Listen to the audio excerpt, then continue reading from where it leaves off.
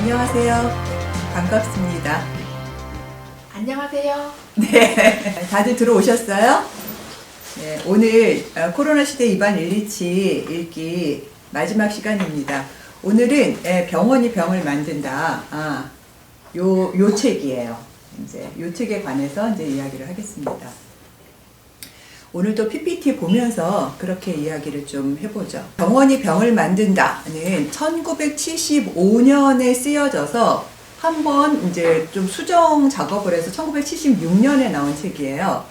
그런데 이제 우리나라에서는 병원이 병을 만든다 이렇게 좀 멋지게 번역어를 붙였지만 원래의 제목은 의료의 한계, 그 다음에 길어요 이게. 그 다음에 이제 메디칼 니메시스가 복수 같은 거잖아요. 그래서 의료의 복수. 그러니까 지금 팬데믹 현상은 어떻게 보면 자연이 우리가 어떻게 살아왔는지 우리 삶에 대해서 이제 복수를 하는 거랑 마찬가지인데 의료의 복수 혹은 이제 건강이 모든 것들을 몰수한다. 우리의 삶의 전부를 약간 이제 이런 긴 제목이에요. 근데 참 번역을 잘했어요. 병원이 병을 만든다. 도대체 이게 무슨 이야기냐라고 하는 건 이런 거예요. 근데 질문은 지난주 우리가 공부를 했던 학교 없는 사회하고 같아요. 즉 학교 없는 사회에서 이제 127는 학교 제도의 확대가 교육 기회의 평등에 기여하는가? 오히려 학교 제도의 확대가 새로운 종류의 불평등을 낳고 있는 게 아닌가라고 하는 문제를 제기했잖아요. 다 기억하시죠? 네. 근데 이 문제제기는 이제 이 1975년에 이제 127가 의료 제도를 분석하는 이 책에 이르러 이제 또다시 변주가 됩니다. 질문은 똑같아요. 의료 기술의 확충 혹은 의료 제도의 확대는 사람들의 건강을 증진시키는가? 오히려 의료 제도의 확대가 사람들의 고통을 증가시키는 게 아닌가? 사실 이거는 학교가 정말 필요한 제도인가 라고 하는 것 이상으로 굉장히 급진적인 질문이에요. 특히 몸이라거나 이제 병이라거나 이런 건 금방 죽음하고 연결된 거기 때문에 우리가 그 의학적 처치가 정말 우리의 건강에 필요한 거야? 이런 질문 자체는 어떻게 보면 중세 때 신이 정말 있어? 이렇게 질문하는 거나 마찬가지에 아주 불경하고 어떻게 보면 정말 굉장히 어려운 그런 질문인 거죠. 그런데 그럼에도 불구하고 병원이 병을 만든다는 학교 없는 사회만큼의 반향을 일으키진 않았대요. 그것도 좀 아주 신기한 일이에요. 이제 그러면서 결국 이제 여전히 이제 이번에도 초점은 이제 반생산성이에요. 기억하시겠지만 우리가 첫 번째 강의에서 다룬 게 도구였잖아요. 도구, 제도까지 포함하는 도구. 그래서 이제 계속 지금 반복해서 말씀드리는 거예요. 127는 도구 자체가 어느 변곡점을 지나면 그것 자체가 인간의 삶을 억압한다. 이런 문제의식을 갖고 있었던 거잖아요. 그래서 그게 규모가 너무 커지고 너무 일률적이고 보편적이고 또 너무 속도가 빠르고 이런 종류의 도구는 그 도구는 사람들이 편리하자고 사용하는 건데 오히려 사람들을 그 삶으로부터 소외시키고 이제 기본적으로 전문가의 독점을 낳음으로써 하여간 억압이라고나 할까? 이제 억압된다. 이제 이런 문제의식이 이제 127의 기본적인 문제의식인 거죠. 그래서 기억나실 거예요. 이제 첫 번째 시간에 이제 썼던 도구의 분수령, 생산성과 반생산성. 그래서 어디까지는 도구가 생산적이지만 어느 변곡점을 넘으면 어떤 도구는 반생산적이 된다. 그래서 수단이 아니라 그것 자체를 추구하는 것. 뭔가 우리가 이동하려고 고속도로를 놨는데 나중에는 길을 넓히는 게 문제가 되는 것. 지금도 그래서 다 공급 정책이잖아요. 우리가 길이 막혀 그러면 길을 더 뚫어야 되고, 또 지금 부동산도 결국은 공급 전체에 어떻게 뭐 난리가 났잖아요. 집값이 올라가고 그러면 기본적으로 더 많이 만들어서 재고 간다. 약간 이런 발상인 거잖아요. 그래서 집은 삶의 터전인데 거주를 하면서 나에 맞는 옷을 뭐 입듯이 나에 맞는 주거의 어떤 방식을 내가 결정해 나가는 건데 그게 아니고 이제 일정한 상품들이 집이라는 상품들이 제공되거나 공급되어야만 하는 거가 되는 거죠. 이게. 그래서 이제 이반 일리치는 병원이 병을 만든다 해서 이런 이야기를 해요. 내가 이 책에서 한 이야기는 의료에 대해서 논하는 것이 아니라 공급이 일정 기준을 넘었을 때 발생하는 상품 생산의 반생산성에 대해서 논하는 것이다. 이제 이렇게 이야기를 하는 거죠. 그래서 이반 일리치가 이제 그 지난번에는 제가 그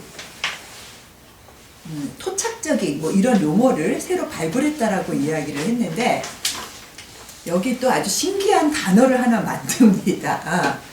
이아트로제닉 뭐 아마 이 정도로 그 발음이 될 텐데 발음이 좀 후져요. 뭐 대충 그럴 거예요. 근데 이거 자체가 이게 그리스어를 갖고 만든 이반 일리치의 용어예요. 그러니까 병원이 병을 만든다. 그러니까 의료 제도가 어느 시점을 두 번째 분수령을 지나서 오히려 우리의 삶을 옥죄는 이런 현실을 드러내기 위해서 이제 이 의원병이라고 우리는 그렇게 번역을 하는데 그런 용어를 만들어낸 거죠. 그러니까 이아트로는 이 밑에는 그 L이 아니고 대문자 이제 I예요. 이아트로는 그리스어로 닥터라고 하는 이야기고, 제닉 이것도 이제 그리스어인데 프로듀싱 그러니까 뭔가 의사 때문에 생겨나는 이런 뜻인 거죠. 그래서 의사 때문에 생겨나는 질병을 사실은 의원병이라고 우리나라에서는 번역을 해요. 혹은 병원병이라고 번역하기도 해요. 그러니까 예를 들면 이런 거예요. 갑상선 암 같은 게 아주 좋은 예인데 한때 제 주변에 40대에 굉장히 많은 아주머니들이 갑상선 암에 걸렸어요. 저는 그 다음에 한 10년쯤 지나니까 제 주변에 굉장히 많은 사람들이 유방암에 걸리던데 그래서 저는 혹시 암도 유행을 타나 이제 이런 엉뚱한 생각을 해보기도 했는데 그 갑상선 암은 왜 발생하는 것 같으세요? 갑상선 암은 갑상선 혹이 생기는 건데 이게 스트레스를 우리가 이제 많이 받아서 혹이 많이 생기나요? 뭐 일반적인 대답이에요. 그럴 거라고. 그게 아니라는 거예요. 그게 아니고 갑상선 암의 증가는 갑상선의 혹을 아주 작은 것까지도 발견하는 진단 기술의 초음파 기술의 발전 때문에 갑상선 암의 환자가 급증한 거죠. 그러니까 한 연구에 따르면 이거는 신문에 칼럼에도 나왔었어요. 한 연구에 따르면 어떤 의료 계통에 종사하시는 분이 자기가 이제 죽은 사람을 부검을 해봤는데 부검한 이제 자기 환자의 34%에서 35% 정도에서 갑상선 암이 발견됐다는 거예요. 근데 그 사람의 죽음은 갑상선 암과 직접적인 상관이 없어요. 그러니까 이쯤 되면 아는 게 병이다 혹은 모르는 게 약이다 라고 하는 우리의 속담이 이게 정말 그게 진리값이구나 이런 생각을 하게 되는 거예요.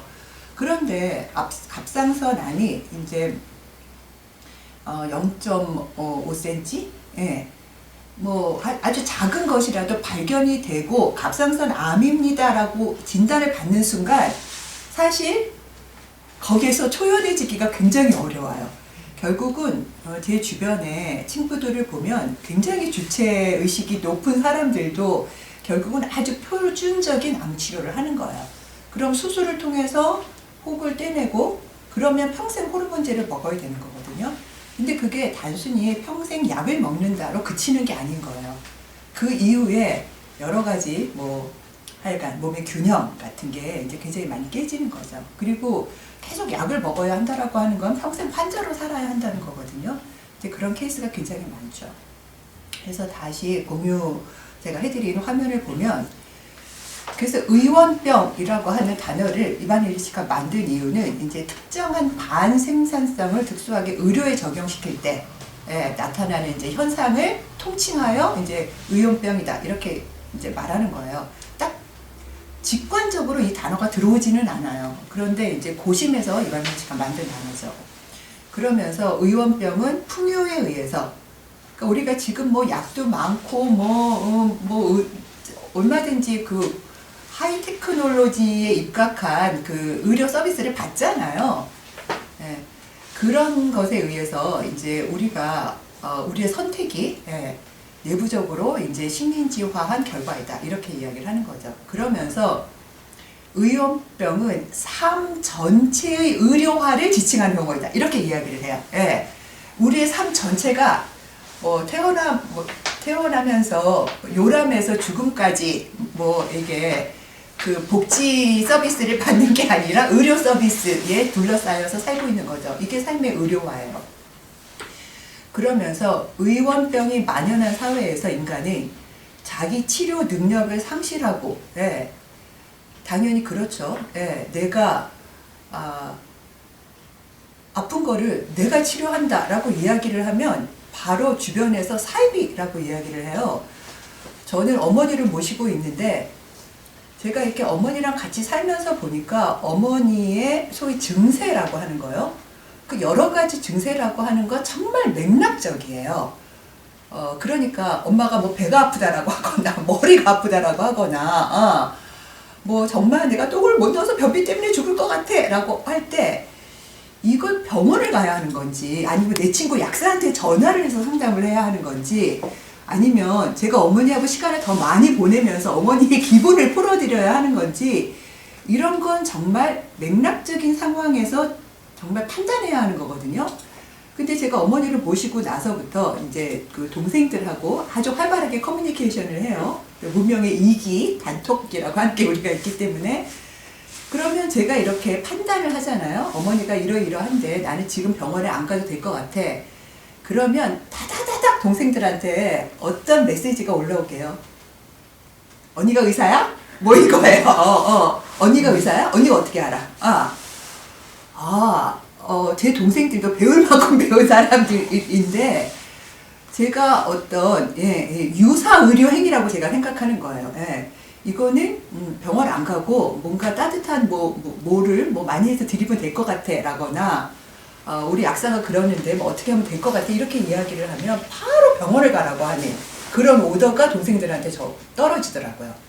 그러니까 이게 그 인간이 자신의 몸에서 이제 생겨나는 여러 가지 증세가 있잖아요. 증후군이.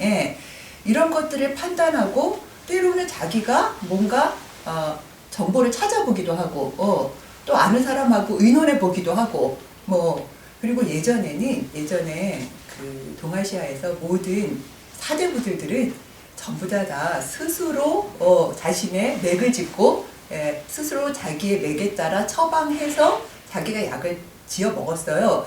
그걸 하지 않는 지식인이라고 하는 건 있을 수가 없었단 말이에요.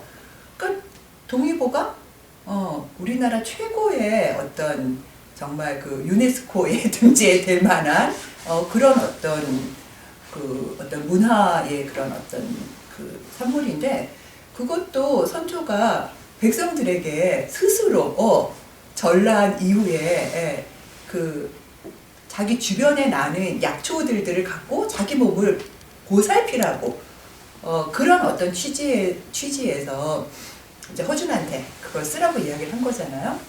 그러니까 인간은 누구나 스스로 자기의 그 몸에서 일어나는 증세에 대해서 혹은 병에 대해서 판단할 수 있어야 돼요. 그런데 그 판단을 도와주기 위해서는 소위 의사라고 하는 전문가도 필요한 거예요. 그 밑에 제가 자기 치료 능력을 현대 기술의 활용에 대한 의존과 결합시키는 법을 알지 못한다라고 제가 말씀을 드렸잖아요. 그러니까 학교 없는 사회에서 학교를 몽땅 없애야 한다, 학교가 악이다 이렇게 말하지 않은 것처럼 의사가 악이라거나 병원이 악이라고 말을 하는 게 아니에요. 문제는 그것에 대한 독점이 너무 일반화되었다라고 하는 거예요. 그래서 우리는 병원도 필요하고 약사도 필요하고 의사도 필요할 수 있어요. 근데 그것을 자기 돌봄이라고 하는, 자기 치료라고 하는 관점에서 그거를 활용하는 게 아니라는 거예요. 그런 걸 문제 삼는 거예요. 그게 의원병의 사회라고 이야기를 하는 거예요. 또 그렇게 되면 의원병이 만연한 사회에서는 인간은 의료 제도나 학교 제도 다 포함되는 건데, 이런 것에 대한 산업적 생산 양식에 제한을 가하는 정치 투쟁의 능력을 잃는 거죠. 그러니까 근데 이반 일리치는 이 1970년대만 해도 이게 이런 문제가 엄청나게 가장 중요한 정치적 문제라고 생각을 했던 거예요.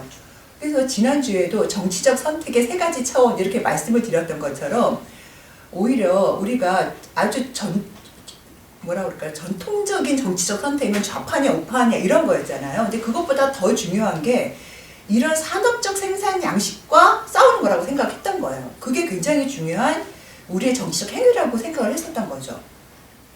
이런 의원병을 이반 일리치는 크게 3가지로 나눠요. 임상적 의원병, 사회적 의원병, 문화적 의원병으로. 그러니까 제가 첫 강의에서 말씀드렸던 것처럼 이반 일리치는 상당히 그 소책자 형태로 이제 책을 썼거든요. 체계적인 어떤 그 구조를 가진 방식으로 이 텍스트를 쓰지 않고, 근데 그 중에서 오히려 이 책은 가장 체계적인 책이에요. 가장 체계적으로 상당히 연구자답게 논증이라거나 이제 이런 것들을 하고 있습니다. 그래서 임상적 의원병부터 이제 볼게요. 임상적 의원병은 말 그대로 실제 기술이 적용되는 상황에서 발생하는 현상이에요. 그러니까 우리가 습진 피부, 피부병, 피부에 습진이 많이 생겼다. 너무너무 가려워갖고는 아토피도 마찬가지인데 막 긁는다. 이러면 이거를 해결하고 싶어 하잖아요. 너무 괴로우니까 고통스럽고, 그리고 이제 겉으로 보기에도 안 좋고, 그러면 이제 피부과에 가죠.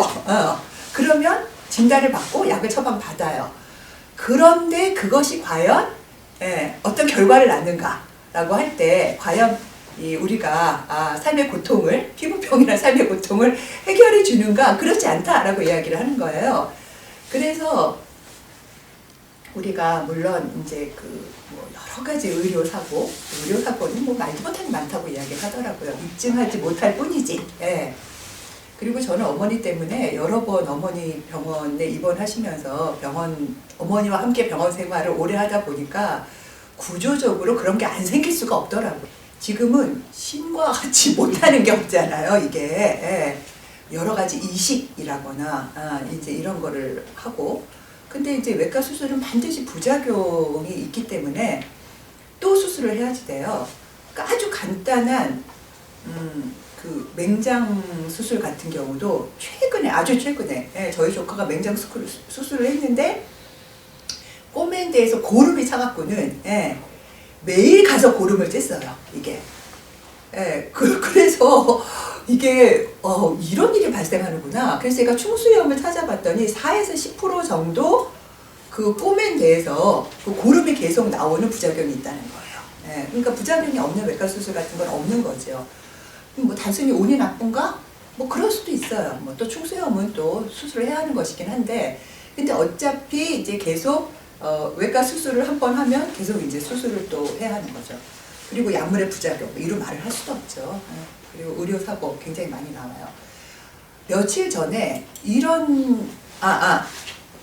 그 전에 그 이반 일리치가 이 르네 르네 뒤보라고 하는 사람인데 세균학자고 항생제를 최초로 시판했대요. 이게 우리가 쓸 수 있게.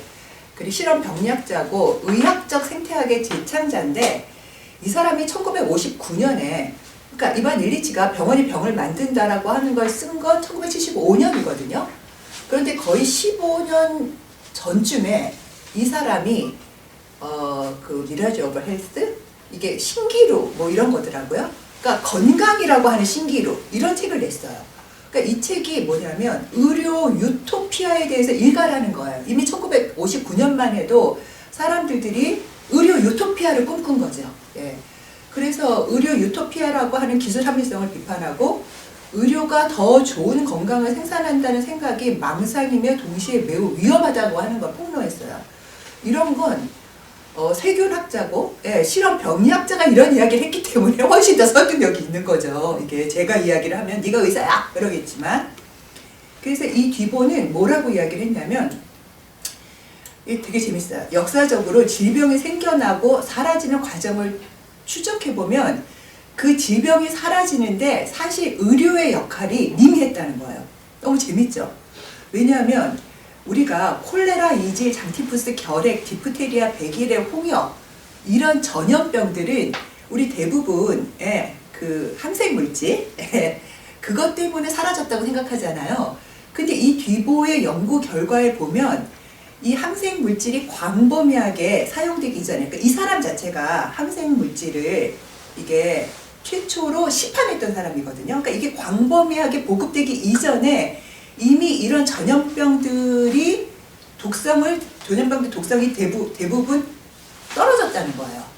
그래서 오히려 이런 그 전염병들은 약이나 의료기술의 발전의 결과라기보다는 세탁이 쉬운 수면 속옷의 개발, 그 다음에 최강이 가능한 투명 유리창, 이런 삶의 전반적인 환경 때문에 오히려 이런 전염병들이 사실 뒤로 물러나게 된 거지, 꼭 항생제가 광범위하게 보급됐기 때문에 이걸 물리쳤다 이렇게 생각하는 건 사실이 아니라고 이야기를 하는 거예요. 그러면 이런 뭐 이질, 콜레라 이 다음에, 그러니까 지금이 너무 신기한 거예요. 지금 어쨌거나 이 새로운 전염병이 지금 도래한 거잖아요, 이게. 근데 이제 요 시기가 일단 지나고 나서 우리 인류에게 나타난 새로운 질병은 심장질환, 기관지염, 비만, 고혈압, 암, 관절염, 당뇨병, 그 다음에 정신질환 이런 것들인데, 이거를 아무리 치밀하게 연구해도 이러한 변화의 원인을 완전하게 설명할 수가 없다는 거예요. 그렇다면 그러니까 이제 고혈압 같은 경우도 그렇잖아요. 고혈압증 굉장히 많고, 그런데 고혈압이 이제 약으로 보통 치료를 하는데, 저는 이 고혈압 전문의가 얼마 전에 이것도 이제 제가 뉴스에서 본 건데, 자기 환자들한테 어느 순간 약이 잘 안 듣는 거예요, 이게. 심장혈관 내과의 전문의가 오히려 식생활이라거나 전반적인 그걸 통해서 고혈압의 문제를 해결해야 되겠다라고 오히려 다른 방향의 연구를 했다는 거예요. 그러니까 이런 예는 굉장히 많아요. 그러면서 이 뒤보는 의료는 사실상 질병의 발생에도 퇴치에도 우리가 생각하는 것만큼의 역할을 하고 있는 게 아니라고 이야기를 해요. 그래서 이반 일리치는 이를 의학적 치료는 무효하거나 무해하다, 그러니까 해롭지도 않지만 그렇게 유용하지도 않다, 이렇게 이야기를 하는 거예요. 이게 참 재밌어요. 이거 12월 1일자 기사예요. 이게 피부병으로 18년간 고생한 여성이, 이게 스테로이드잖아요. 잘 아시죠? 이게 근데 습진이 심했던 거야. 그래갖고는 스테로이드를 발랐는데 이거 어떻게 해요? 이게 안 나으니까 점점 약의 용량과 이게 늘어났던 거야. 셌던 거야. 그런데도 이게 완벽하게 해결이 안 된 거예요. 그래서 이 여자분이 어느 날 자기가 이게 완전히 그러고 나서 온통 자기는 스테로이드에 사로잡혀서 살았다는 거예요. 그러니까 이게 용량이 세져도 걱정이고, 용량이 안 세지면 그래서 이게 지금 안 났나? 이런 걱정을 했다는 거예요. 근데 어느 날 내가 완전히 사는 게 아니구나. 나는 그냥 스테로이드에 사로잡힌 그런 어떤 인생일 뿐이구나. 그렇게 해서 이제 결단을 한 거예요. 스테로이드 끊어야지. 그러고 나서 정말 자가치료에 들어간 거예요. 그래서 그 수분을 섭취하지 않는 그런 요법이 있나 봐요. 그러니까 그 샤워를 2주에 한 번씩 하고, 물도 굉장히 제한적으로 먹고, 그러고 나니까 왜 그 무슨 반응이라고 하죠? 뭐 온 몸에 습진이 생기고 정말 어떻게 할 수가 없을 정도로 나갈 수가 없을 정도로 회사를 그만뒀대요. 그러고 나서 또 근데 끝까지 간 거야. 그러니까 어느 순간 한 달 정도가 지나고 나서부터 이게 이제 자가 치료의 효과가 조금씩 나타났다는 거예요. 그러니까 이런 일들이 주변에서 참 벌어지는 거죠. 그러니까 이렇게 오히려 의료 행위로 일어나는 부작용이 오히려 훨씬 더 이제 삶을 옥죄일 때 이걸 임상적 의원병이라고 이야기를 합니다. 그런데 이반 일리치는 임상적 의원병보다도 우리는 막 의료사고 이런 거 막 겁내고 이러는데 그리고 막 약물 뭐 이런 거 걱정하잖아요. 약물의 부작용 이런 거 걱정하는데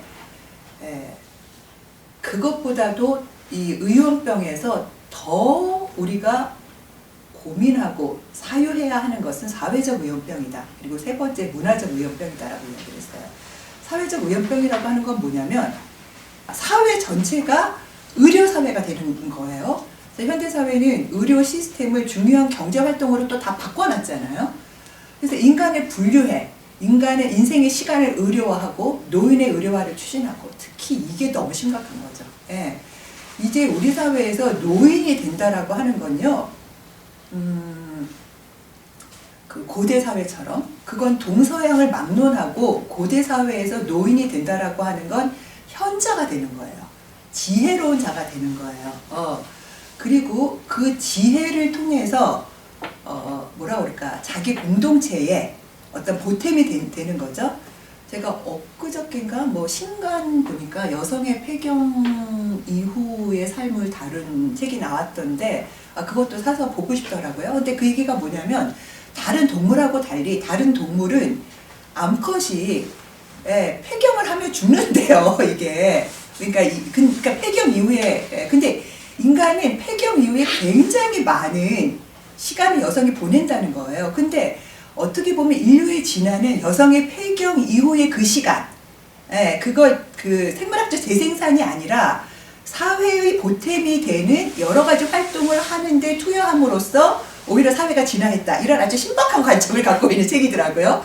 그래서 당장 사서 봐야지 뭐 이렇게 생각을 했는데, 근데 어쨌거나 이 노인이 된다라고 하는 건 더 이상 지혜로운 자가 되는 게 아니에요. 우리 사회에서 노인이 된다라고 하는 건 아픈 데가 늘어난다라고 하는 거고 더 많은 의료 서비스를 요청해야 하는 거고 특히 지금 뭐 우리가 K방역을 막 자랑하면서 우리나라의 의료보험 제도에 대해서 엄청 자부심을 갖고 있는데 노인들한테는 그게 어떻게 다가오냐면 내가 아파서 사회에 부담이 되는 존재라고 생각을 해요. 빨리 죽어야지. 내가 왜 이렇게 오래 살아서 젊은 애들의 부담이 될까? 그런 담론이 끊임없이 만들어지기 때문인 거예요. 그래서 그냥 사회의 의료적 서비스, 그러니까 이것을 복지적인 차원에서 제공하느냐, 아니면 상품으로, 뭐 미국 같은 경우는 그걸 내가 구입해야 하느냐와 상관이 없이 이미 그런 어떤 사회적으로 제공되는 의료 서비스의 수혜자로 산다는 걸 의미하는 거예요. 그래서 노인의 삶은 더 이상 우리 사회에서 하나의 어떤 그 특이성으로 존재하지를 않아요. 저는 이제 젊은이보다는 노인 쪽에 훨씬 가까운 생물학적 나이가 됐기 때문에 굉장히 이런 데 관심이 많습니다.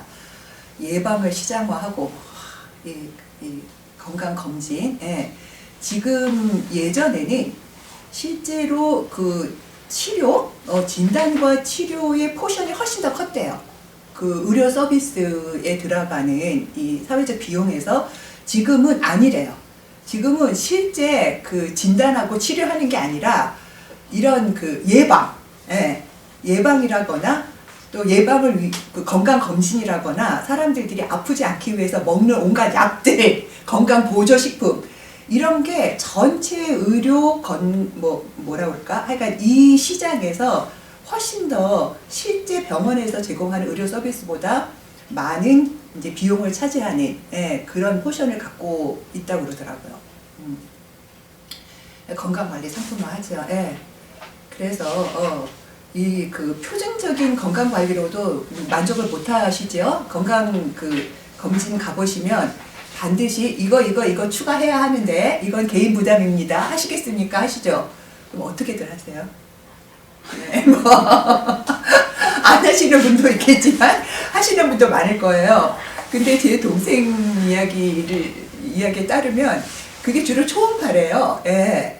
그 무슨 뭐 하여간 무슨 뭐 복부도 초음파를 하고 어디도 초음파를 하고 뭐 여러 개를 초음파를 하면 서비스를 한 군데를 더 초음파를 해준다는데 제가 구체적인 걸 그 잊어버렸는데 근데 그 초음파를 하면 그렇게 혹이 많이 발견이 된대요.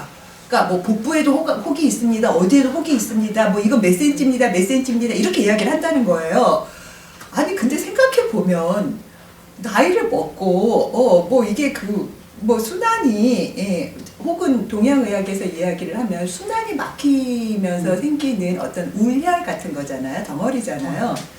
아 그거는 뭐 당연하죠. 우리가 어떻게 늘 아무 걱정 없이 살겠어요. 걱정이 있으면 어딘가에 뭐가 뭉쳤다가 또 그 걱정이 사라지면 풀리기도 하고 이러는 건데 그러고 나서 마지막으로 지금은 꼭 치료를 받으실 필요는 없지만 반드시 다음 건강검진 때 추적 검사를 하셔야 합니다. 이렇게 말을 한다는 거예요. 네. 그렇게 하면서 이제 인간인 호모 사피엔스 사피엔스는 인격을 가진 존재가 아니라 하나의 사회에서 뭔가 인구라고 하는 덩어리가 되는 거예요. 이게 그래서 이게 통계적으로 아픈 사람과 아프지 않은 사람과 이제 그런 식으로 이제 포착이 되는 거죠. 그래서 인구를 사회학적으로 컨트롤하는 그리고 병적으로 매우 과민한 사회가 강화되는 거죠. 이렇게 의료화된 사회를 관리 통제하는 것은 의사 같은 전문가예요. 뭐 이건 지금 팬데믹 상황에서 이보다 더 이 문장을 더 잘 보여주는 건 없어요. 이 속에서 우리는 스스로의 몸을 자율적으로 돌보는 능력을 상실하게 되며 보다 건강한 사회에 대한 정치 투쟁을 포기하게 됩니다. 이건 아까 이제 이야기를 제가 했던 거예요. 그래서 이제 이 팬데믹 상황에서 이제 SNS 같은 데 보면 제발 정은경 본부장의 말을 들어라! 뭐 이런 거 엄청 많거든요, 이게. 근데, 들어야죠. 뭐 듣지 말자는 이야기가 아니라. 근데 이제 어느 순간 되면 우리는 완벽하게 의존하게 돼요. 이게. 그래서, 이렇게 누구나 의사의 치료의 대상으로 살게 되는 것이 이제 사회적 의원병인데, 이반 일리치는 이런 표현을 썼어요. 이거 되게 중요한 거여서 제가 한번 빠르게 읽어볼게요. 어떤 사회에서나 의료는 법이나 종교와 마찬가지로 정상적인 것, 적절한 것, 바람직한 것을 정의한단 말이에요. 그러니까 사회적으로 어느 정도의 몸이 적절한 몸인가를 규정하는 거예요. 인바디는 그렇게까지 피검사 같은 건 아니어도 거기 보면 딱 평균, 부족, 뭐 비만 뭐 이렇게 해서 어디 가서 우리가 아주 간단한 기계서부터 실제로 병원에 가서 검사를 하는 그 모든 과정에서 노말과 에브노말이 결정돼요. 그리고 우리는 끊임없이 노말로 자기 몸을 바꾸라고 하는 사회적 명령을 받아요. 그러면 에브노말에 있는 사람, 그러니까 만성 질환자라거나 여기는 장애인 같은 사람도 포함되는 거예요. 사회적 소수자도. 이런 사람들은 끝까지 뭔가 에브노말로 그래서 정상인의 타자로 살게 되는 거예요. 이건 진짜 정치적 문제예요. 이건 더 이상 이거는 병의 문제가 아니고 정말 사회적이고 정치적인 이슈인 거죠. 그래서 의료는 어떤 사람의 호소에 대하여 합법적인 질병이라고 하는 딱지를 붙이고 호소도 하지 않는 타인을 병자라고 선언하거나 나 병원에 안 갈 거야. 나 아프지 않아. 아니야. 너 아파. 너 병원에 가봐. 넌 왜 이렇게 애가 고집이 세니? 이제 이렇게 이야기를 하고 또 다른 타인이 호소하는 고통, 불구, 그리고 사망조차도 사회적으로 인정하는 것을 거부하는 권위까지도 갖는다. 그러니까 이런 것들을 이제 판단한다는 거예요. 그 판단이 의사라고 하는 거죠. 그래서 어떤 고통은 넌 그건 꾀병이야. 넌 그건 심리적이야. 이런 거를 맥락을 갖고 그 맥락을 공유하는 사람들이 집단 지성에 의해서 공동으로 판단한 게 아니에요. 의료적 행위로 의사가 판단한다는 거죠. 그리고 어떤 죽음이 다른 죽음과는 달리 자살인가 아닌가 이런 것도 의료죠. 법의학 이런 건 더더욱 그렇고요. 마치 법관이 그래서 그 무엇이 합법적이고 누가 유죄인가를 결정하고 사죄가 무엇이 성스러운 것이고 누가 금기를 부수는가를 선언하듯이 의사는 무엇이 증상이고 누가 아픈가를 결정해요. 그는 악을 바로잡는 신문관의 힘을 부여받은 도덕적 기업가와도 같다. 의료는 모든 십자군과 마찬가지로 새로운 진단 기준을 만들 때마다 타자, 아웃사이더도 같이 만들어지는 거죠. 그러니까 노말을 결정한다라고 하는 건 동시에 에브 노말이 형성되는 거니까요. 이게 참 재밌어요. 병원의 병을 만든다가 1975년에 이제 나온 책이거든요. 성의 역사 1976년에 나온 책이에요. 둘은 동갑내기고 1926년. 되게 재밌어요. 이게 이미 요런 내용이 임상의학의 탄생이거든요. 이건 1960 몇 년인가 이제 푸코가 썼는데, 그리고 또 1975년에 감시와 처벌에서 학교 제도에 대해서 엄청 비판했잖아요. 근데 1972년에 학교 없는 사회가 나왔거든요. 그러니까 난 두 사람이 분명히 서로를 의식했을 거라고 생각을 해요. 그리고 실제로 만난 적도 있고 굉장히 이렇게 비슷하기도 해요. 이 진단하는 그러니까 착목점이 비슷해요. 담론의 배치 자체는 굉장히 다른데, 근데 푸코는 너무나 유명하고 어마어마한 연구물이 쏟아진 것에 비해서 이번 일리치는 사실 그렇게까지 주목받고 있지 않은 거죠. 그래서 이 사회적 의원병은 이런 거예요. 사실 의료가 굉장히 가치 중립적인 행위처럼 보이잖아요. 과학의 기초에서. 그래서 이 과학은 가치 중립적인 거고, 그리고 현대의학은 과학적인 거고, 이걸 거부하는 건 굉장히 미신이라고 생각하는데, 성직자가 성스러운 것과 아닌 것을 결정하는 것과 같은 그런 권위를 의사가 갖는다라고 지금 이야기를 하는 거잖아요. 그래서 그것은 정상적인 것과 병리적인 것을 끝없이 나누는 권력이고, 비정상적인 것에 대해서 사법적이고 의료적이고 도덕적 명령을 할 수 있는 권력이에요. 이게 의원병이, 의료라고 하는 행위가. 그래서 일리치가 말하는 사회적 의원병은 푸코식으로 말하면 생명 권력이에요. 그리고 지금 이 팬데믹 상황은 어쨌거나 이 생명 권력이 지금 극대화되어 있는 거죠. 사람을 다 살려야 하니까. 그런데 지금은 굉장히 이제 위급한 상황이고, 우리가 이제 정말 시민으로서 지혜를 이제 모아야 하는 게 사실인데, 이 생명 권력과 이 팬데믹과 생명 권력에 대해서는 굉장히 쟁점이 많을 수 있어요. 그러니까 이거는 공부해야지 되는 문제라고 저는 생각해요. 마지막으로 이게 문화적 의존병에 대해서 이야기를 좀 해볼게요. 현대사회는 삶의 과정인 고통과 질병과 죽음을 의학적으로 기술적으로 처리하는 사회라는 거예요. 그래서 통증은 없애야 한다고 생각한다는 거예요. 질병은 치료를 통해 물리쳐야 해요. 그 단어가 투병이에요. 투병. 이게. 그리고 죽음은 연명되어야 하는 거죠. 그래서 지금은 이제 의학적으로 이렇게 말하고 있어요. 통증은 더 이상 참는 문제가 아니다. 의학적으로 치료가 가능하다라고 이야기를 해요. 그래서 통증을 참는 건 오히려 지금 어리석은 것처럼 이야기가 되고 있고, 통증 클리닉 어마어마하게 많아요. 4차 산업혁명, 생명 연장의 꿈, 바이오 장기가 가져올 미래. 야, 이거 어떻게 봐야 되는 거지? 이래서 이런 기술적 접근을 통해 현대인들은 고통, 질병, 죽음에 대한 사유, 그러니까 이 인류의 가장 위대한 지적 자산 중에 하나가 부처님의 말씀인 거잖아요. 우리가 이제 불교라고 이야기하는 것. 근데 그게 생로병사. 태어났으면 누구나 늙고 병들고 죽는 것을 피할 수 없구나.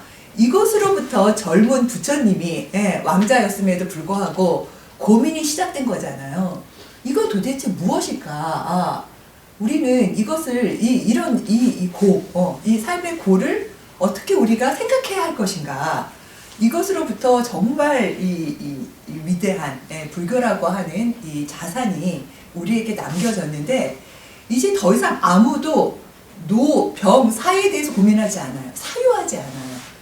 그리고 그것을 겪어내는 것. 영어로 이제 이반 일리치가 suffering 이런 단어를 쓰거든요. 겪어야 되잖아요. 우리가 닥쳐오는 건 겪을 수밖에 없어요. 그걸 어떻게 피해? 우리가 신도 아닌데 어떤 일이 올지 어떻게 알아? 그러면 그런데 그 의료 유토피아나 기술 합리성은 그걸 자꾸 피할 수 있다라고 생각하고 그 일이 와도 그걸 기술적으로 처리할 수 있다고 자꾸 우리한테 메시지를 준단 말이에요. 근데 그렇지 않아요. 다가오는 건 운명이에요, 운명. 그건 겪어야 되는 거예요. 그럴 때 중요한 건 그걸 겪어낼 수 있는 다양한 기술들인 거예요. 통증은 없애야 하냐고요. 그러니까 보면 각 사회와 문화와 종교마다 통증 혹은 고통에 대한 자기 고유의 해석이 있었다는 거예요. 그리고 저마다 고유한 치유의 방법을 갖고 있었다는 거예요. 그래서 현대적인 치료와는 다르게 현대적인 치료는 고통이 없어야 되거든요. 그러니까 우리가 이걸 겪지 않잖아요. 그래서 수술 후에 아프면 진통제 달라고 그러고 그래서 아프면 또 달라고 그러고 이제 이렇게 이야기하는 거예요. 그래서 이런 현대적인 치료와 다르게 전통적인 치유는 고통을 견디는 것. 그러면 고통을 견디려고 하려면 이것에 대한 자기 나름대로 해석 체계가 있어야 돼요. 이런 일이 왜 닥쳤지? 그럼 내가 정말 그래서 사람들은 종교를 찾기도 하는 거예요. 이걸 알 수가 없으니까. 왜 나한테 이런 일이 벌어졌는지. 왜 내가 암에 걸렸냐고요. 왜 내가 태어날 때부터 나는 소아암에 걸려서 태어났냐고요. 예를 들면. 혹은 내가 젊은데 어느 교통사고로 어떻게 왜 마비가 왔냐고. 이걸 어떻게 이해할 거예요. 이거를. 근데 이거를 이해하기 위해서 사람들은 처음에는 좌절하기도 하고 원망하기도 하고 이러겠지만 이런 것들을 사유하면서 공부하면서 이게 어떤 지평이 넓어지는 거거든요. 그래서 정말 우주에 대해서 지금은 우리의 알미 아주 좁아졌잖아요. 그게 아니고 정말 이 인간의 삶 전체에 대해서 우주에 대해서 우리는 정말 사유할 수 있는 거예요. 우주하고 이제 우주의 원리를 이제 어느 날 통하면 도사가 되는 거죠. 근데 이제 그런 게 없어졌어요. 당연히 완화시키는 거야. 완화시키기 위해서 마사지를 한다라거나 침을 맞는다라거나 어떤 무슨 향을 피운다라거나 이런 여러 가지 실제적인 기술 같은 것이 각 나라마다 있다는 거예요. 그리고 동정심을 갖는다라거나 위로를 해준다라거나 이런 게 있는 거죠. 근데 지금도 마찬가지예요. 저는 이제 공동체 문탁 네트워크라고 하는 이제 공부 공동체에서 친구들하고 같이 사는데 물론 우리는 1차적으로 이제 공부를 하는 거예요. 공부를 통해서 삶의 비전을 찾자라고 하는 이 공동체인데 사실 이 공동체는 어떻게 보면 서로의 삶을 돌보는 공동체이기도 해요. 이 얘기는 뭐냐면 내가 아프다라거나 혹은 내가 어떤 삶의 고통이 생겼다라고 할 때 이걸 풀 방법 굉장히 다양하다라는 거예요.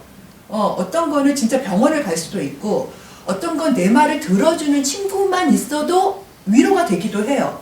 근데 어떤 때는 그냥 잘 들어주고 위로를 하는 게 아니라 정말 따끔하게 혼을 내는 사람이 필요할 수도 있어요. 아니면 진짜 이거는 정말 텍스트를 통해서 알미 지평을 넓혀야 하는 그러면서 자기의 해석 방식이 바뀌면서 어떤 이 고통이나 이런 문제가 해결될 수도 있다는 거예요. 굉장히 다양해요. 근데 지금은 의료적 처치 아니면 힐링이야. 위로밖에 없어.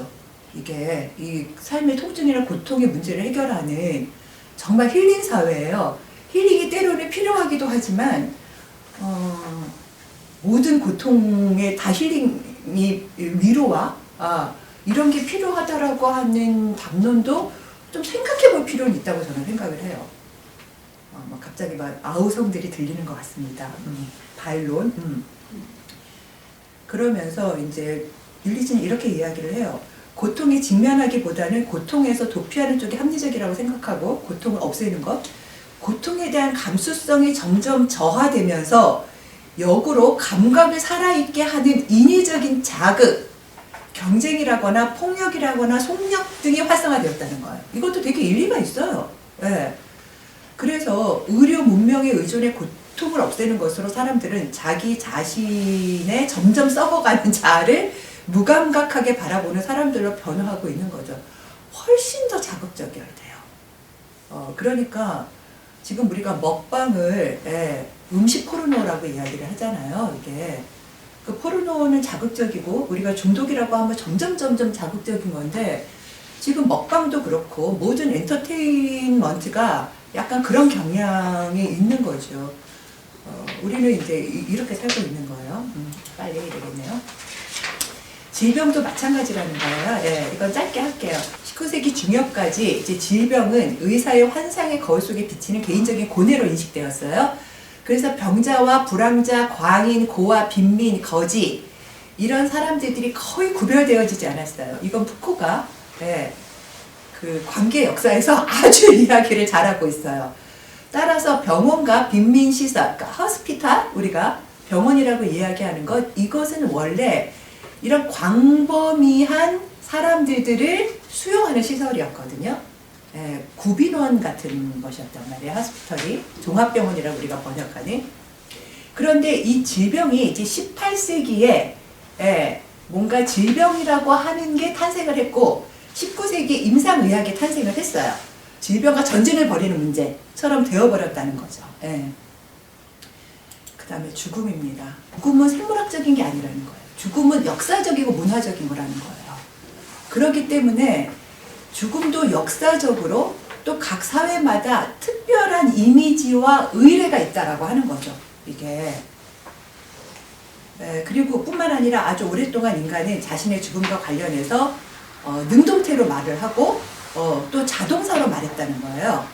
그러니까 자신의 죽음을 준비할 수도 있고 훌륭한 자세를 배워서 얻을 수도 있다라고 이야기를 하더라고요. 그래서 요즘 사람들은 가장 원하는 질병이 암이래매요. 오히려. 왜냐하면 암은 준비를 할 수 있기 때문에 그렇대요. 이게. 근데 요즘 왜냐하면 이제 알츠하이머 같은 경우는 자기의 죽음을 자기가 모르잖아요. 그러니까 그걸 가장 겁내고 오히려 암은 준비를 할 수 있기 때문에 원한다. 뭐 이런 얘기도 있더라고요. 그런데 지금 현대에서는 죽음이 치료의 실패거나 치료의 중단이에요. 이렇게 이해되고 있기 때문에 죽음은 죽음과 싸우는 사람으로 환자가 아니라 의사가 되고 사람들은 죽는다라고 하는 스스로의 행위의 주체적 권리를 잃어버렸죠. 그래서 건강 또는 질병과 싸우는 자율적인 힘은 최후의 숨의 뿌리까지 그 자율적인 힘이 뺏기고 말았어요. 기술적인 죽음은 죽는 것에서 승리를 얻었죠. 그래서 죽음이 없는 사회라고 이야기를 해요. 이반 일리치는. 죽음이 없고 사람들은 생명. 근데 이 생명은 생명공학할 때 생명이에요. 우리가 그 바이오그래피 이렇게 이야기할 때 우리가 물론 바이오 기술 뭐 이런 거기도 쓰지만 그렇게 이야기할 때는 생물학적 삶이 아니라 스토리가 있는 서사가 있는 거잖아요. 우리가 자서전에서 하듯이 그 사람 삶의 구비구비에 이 생로병사 희노애락이 있는 거예요. 그런 삶이 아니라 오로지 생물학적인 생명 여기에 초점을 맞추어서 이걸 관리한다는 거예요. 이걸 관리하는 게 우리 사회 의료 시스템인 거죠. 의료 시스템은 강화되어요. 이게 테크놀로지하고 결합이 되어서. 그래서 이제 무슨 주사를 맞는다거나 그걸 놓는 문제가 아니라니까요. 바이오 장기라거나 이제 무슨 칩 같은 거 이렇게 넣어갖고는 칩 가면 어디서든지 뭐가 다 이제 혈압이 얼마인지 다 잴 수 있고 지금 뭐 칩을 안에다 넣는 거는 이미 엄청나게 많이 연구가 됐잖아요. 상용화되기도 얼마 안 됐고 이게 강아지 안에 칩 넣어서 강아지 잃어버리면 찾는다 뭐 이런 게 아니라 이제 인간이 그렇게 되는 거예요. 그러면 진짜 병원에 안 가도 그게 원격 의료잖아요. 병원에 안 가도 곳곳에 있는 단말기에 찍 하면 쫙 모든 네 피 속에 모든 수치가 노말이다, 에고노말이다 쫙 나오는 거죠. 예. 그런 사회가 곧 도래할 것 같아요. 예. 이게 뉴노말인가요? 이걸 어떻게 봐야 할까요? 예. 이런 거 이반 일리치가 엄청나게 경계했어요. 예. 그래서 우리가 죽음에 대한 어떤 문화, 우리가 이거를 죽을 수 있는 권리라고나 할까? 이런 것들을 우리가 좀 되찾는 것이 지금 현대 사회에서 너무 중요한 문제라고 생각하고 있더라고요. 마지막입니다. 그래서 이제 결국 병원이 병을 만든다 해서 우리의 질문은 관료화된 의료제도로부터 자신의 몸에 대한 권력을 되찾아오는 일은 어떻게 가능할까? 결국 이거일 거예요. 우리가 병원을 급진주의자들처럼 절대 병원을 가면 안 된다라거나 의사는 다 사기꾼이라거나 이런 이야기를 하는 게 전혀 아니다. 이런 이야기를 한 번 더 말씀을 드리고, 이미 우리 사회 전체가 의료화되어 있기 때문에 이것에서 우리가 스스로 자기를 돌보는 능력이 정말 상실되고 있다는 거예요.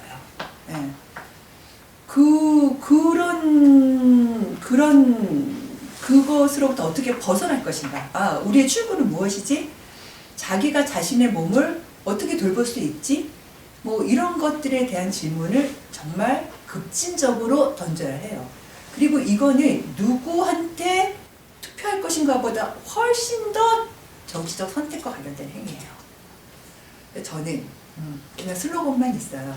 건강에서 양생으로, 자기 개발에서 자기 돌봄으로. 그러니까 건강에서 양생으로라고 하는 게, 건강 자체가 이제는 약간 우리 사회에서는 패티시가 됐어요. 그러니까 패티시라고 하는 건 어떤 무슨 그냥 한 신같이 되어버렸어요.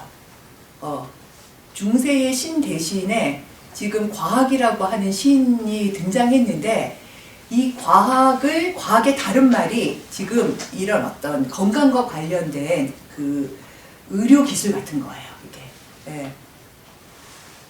그래서 지금 대학도 생명공학, 무슨 바이오공학 이런 거 제일 인기 있죠? 그게 아니라 이제 그런데 이 건강이란 단어가요, 세계보건기구에서 어떻게 데피니션을 했냐면, 건강이란 질병이 없거나 허약하지 않는 것만을 말하는 것이 아니라 신체적, 정신적, 사회적으로 완전히 안녕한 상태에 놓여 있는 것이래요. 그러니까 도대체 뭐가 완전하고 뭐가 안녕한 거예요, 이게. 인간은 불완전한 존재예요. 태어나면서부터 불안한 존재고, 살면서도 계속 불안한 존재고, 죽을 때까지 불완전한 존재예요. 인간은 신이 아니기 때문에, 인간이 정말 유한한 존재이기 때문에, 그래서 인간이 가치가 있는 거예요. 그래서 인간이 생각하는 거예요. 어떻게 살 것인가 라고 하는 걸 알 수가 없기 때문에, 우주의 법칙을 신처럼 딱 직관적으로 필연적으로 알 수가 없기 때문에, 나한테 닥쳐오는 것들을, 내 몸에 생겨나는 변화들을 내가 관계에서 벌어지고 있는 일들에 대해서 사유하는 거예요. 그리고 그걸 사유하기 위해서 친구들과 같이 공부하는 거예요. 그리고 그걸 공부하면서, 그럼에도 그걸 안다고 해서 그 일이 없어지는 건 아니잖아요. 그럼 또 그걸 겪을 수 있는 우리의 어떤 삶의 기술들을 또 우리가 고안해내는 거예요. 이 삶의 기술이 컨비비얼한 툴이겠죠. 이반 일리치가 1강에서 이야기한, 그걸 저는 양생 혹은 자기 돌봄이라고 이야기하고 싶습니다. 제가 이제 PPT 짧게, 이것도 11월 28일 경향신문 기사인데 제가 너무너무 이 기사가 좋았어요. 이건 젊은 친구들인데 어느 날 병에 걸린 거야. 이게 만성 염증성 장질환인 크론병 이렇게 되는데, 이 친구들이 이제 책을 낸 거를 소개했는데, 이게 뭐냐면, 난 투병이 아닌 치병을 선택해. 이 다스릴 치자잖아요, 이게. 저는 이 말이, 이 친구 너무 똑똑하다. 너무 훌륭한 젊은이들이다. 이런 생각이 들었어요. 그러니까 다스린다. 이게 이 다스릴 치자가 물이 가는 길이란 말이에요. 그러니까 치수할 때 치자란 말이에요.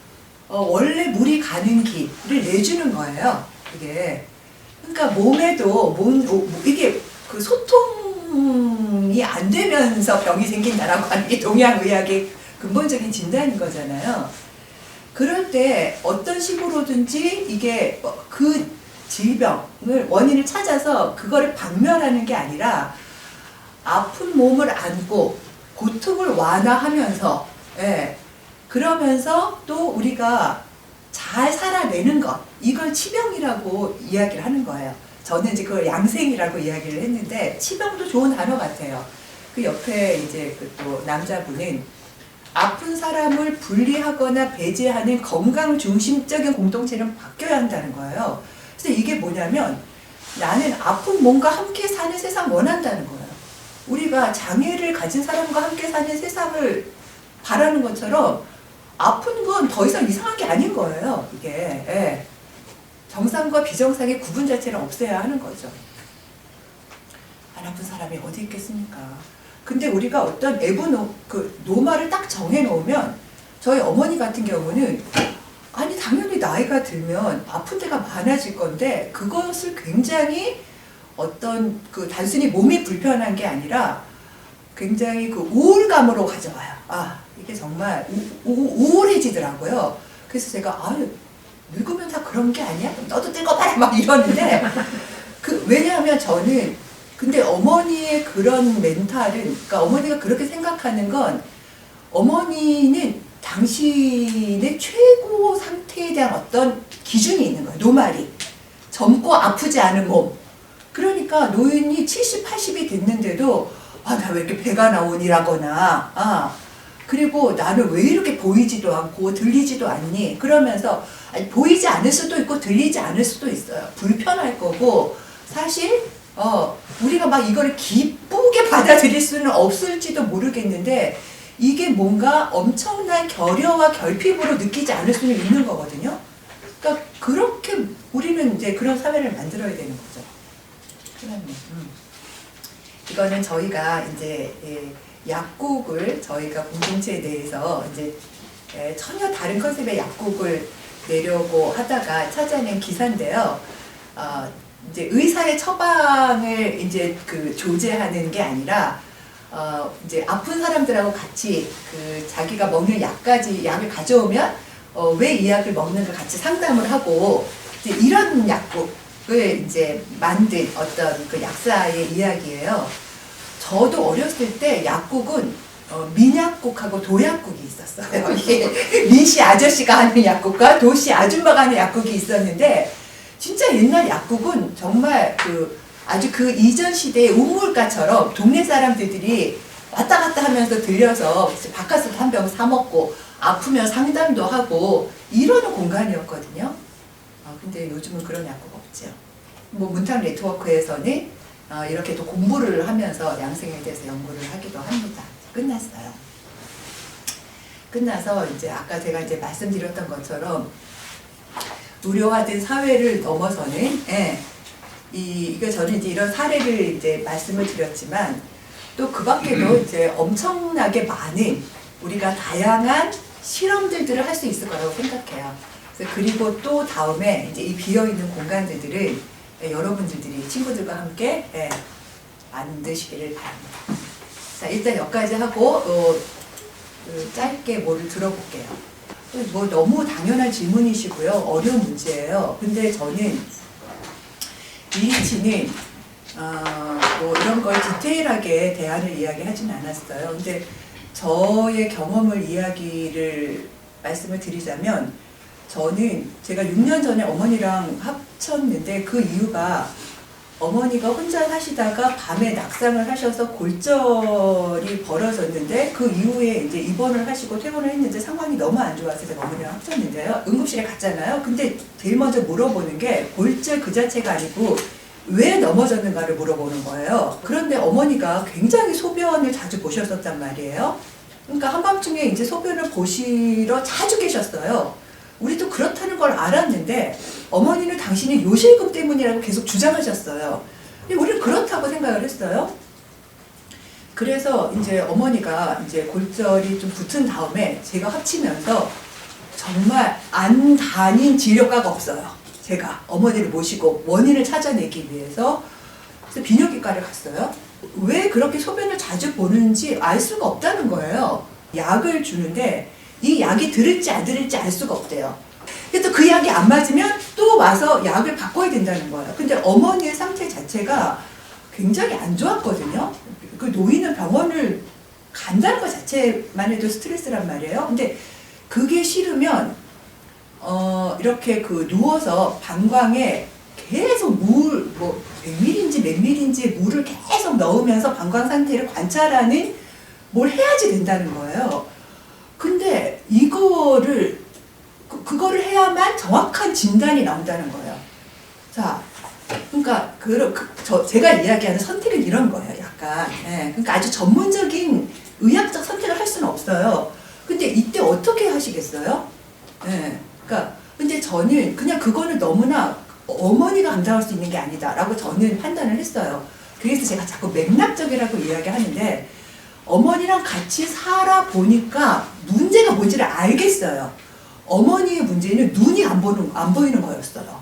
거의 실명 상태인데 한쪽 눈도 그렇게 되면 안 되니까 눈이 잘 안 보이는 것 같으면 언제라도 즉각 달려와야 한다라고 의사가 이야기를 했었어요. 그러니까 어떻게 보면 어머니가 넘어지신 거는 더 이상 비뇨기과의 문제가 아닌 거라고 하는 걸 어느 순간 제가 그냥 판단하게 되었어요.